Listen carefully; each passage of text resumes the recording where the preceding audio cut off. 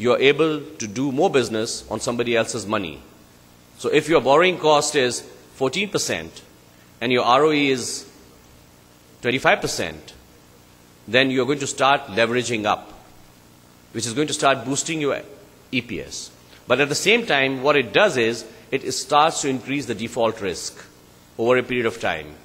And the people who give you the equity or who give you the capital start demanding higher and a higher return as your leverage goes up. In terms of just encapsulating what I said just now, your operating leverage is basically the percentage change in your EBIT, which is the earnings before interest and taxes, for a given percentage change in sales. And the higher the degree of operating leverage, the higher the business risk. Because if environment changes and the market downturn happens or some external shock happens, immediately a higher operating leverage puts you in a deeper water than a lower operating leverage. Similarly, for financial leverage, a percentage change in EPS for a given change in the EBIT.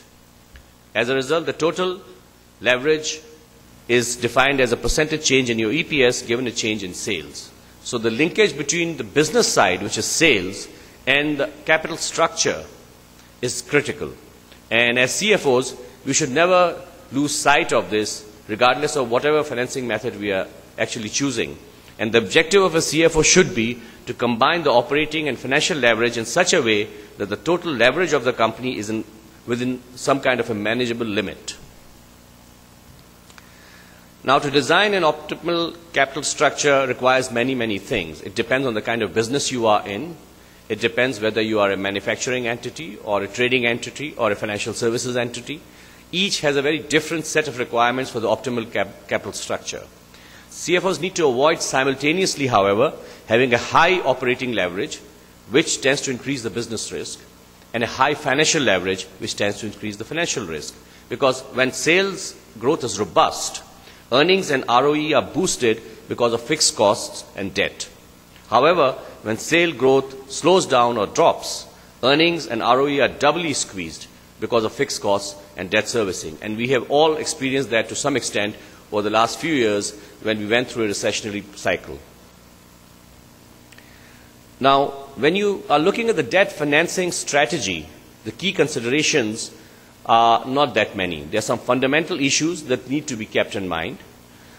A, your assets and the growth that you expect, and then matching the debt to that particular set of parameters that you have in front of you. Duration of the assets and duration of the debt should be as closely matched as possible.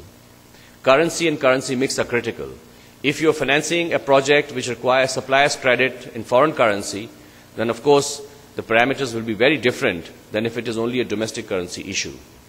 Effects of inflation and uncertainty about the future. The more floating rate is used if your cash flows move in line with inflation, or if there's a greater uncertainty about future. If your future cash flows are more certain, you would prefer to have a fixed rate outgoing on your debt. And the growth patterns are very important also. In Pakistan, we have not really focused on convertible debt, but all over the world, when you are starting a new venture, even if it is an existing business, but you're starting a new project or expanding into a new area, sometimes the initial cash flows will be low. In that instance, if you go for convertible instruments where initial outflow is lower in terms of interest charges, but expectation of growth are higher so that equity investors can also become interested, then this is one option that can be used. Cyclicality and other effects in the business cycle also have a situation where special features and debts can be put in. Options that can make your cash flows match the cycles. I will discuss that in terms of a particular example that I'm going to present to you right now. This is an example of an acquisition structure. I happened to be involved in the transaction and structured the transaction with an investment bank about 3 years ago. There was a local pharma company which acquired domestic operations and selected licenses and patents of a foreign pharma company that was exiting Pakistan. I've changed some of the numbers and some of the information for the sake of confidentiality, but the crux is more or less the same. The payment agreement is 2 billion rupees with 60% upfront payment, i.e. 1.2 billion rupees, and 2 yearly payments of 400 million rupees each. The local pharma company's business plan has a target debt-to-equity ratio of 60-40 to be achieved in 36 months after acquisition and a target ROE of 25%. The foreign pharma company is very profitable, so there is no tax loss shield available. Why are they acquiring it? Because they feel that up to 30 to 35% cost reduction can be achieved through replacing the MNC senior management as well as by local talent and inducting regionally sourced raw materials for generic drugs and OTC products, over-the-counter products. Moreover, they already have a situation whereby they have entered into agreement to sell these generic locally branded products to Middle East and East Africa. So they feel very strongly that they have the capacity to substantially reduce costs, increase the margins, and therefore pay for this acquisition. The acquisition cash flows look something like this. Upfront, 1.2 billion rupees had to be made available on June 2009. It was financed with 300 million equity injection by the sponsors into their local company, which was acquiring the foreign company.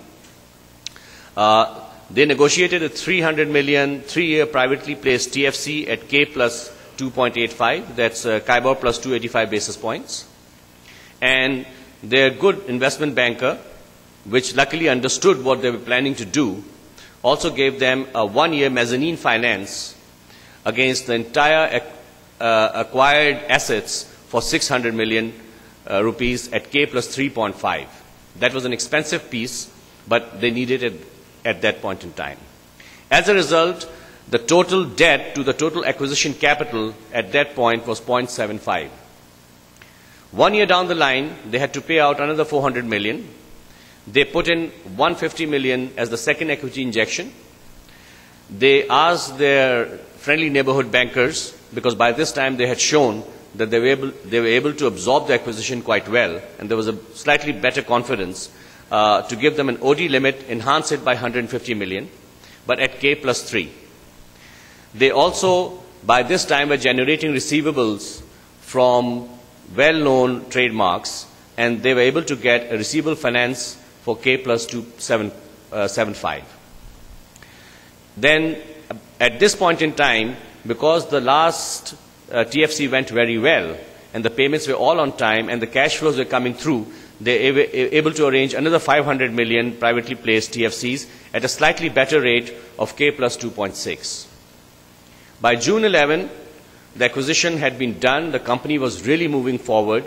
It was generating enough cash, and therefore they were able to again do the similar situation.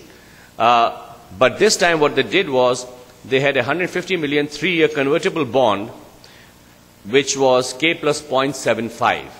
That is the beauty of the convertible instrument, for a simple reason that there are people willing to take a risk on the company's cash flows and therefore accept a lower immediate return, with the hope that once it turns into equity, they will be able to take part in the upside on the equity market. This had both a call and put option built into it, so that there was exit possibility for both the issuer as well as the investor. And then they had another 200 million private placed TFC. Now, coming in June 2012, they will be going for a 300 million IPO, and hopefully we'll find a new listed pharma very soon on our exchanges. The question to ask is, could the financing structure be improved?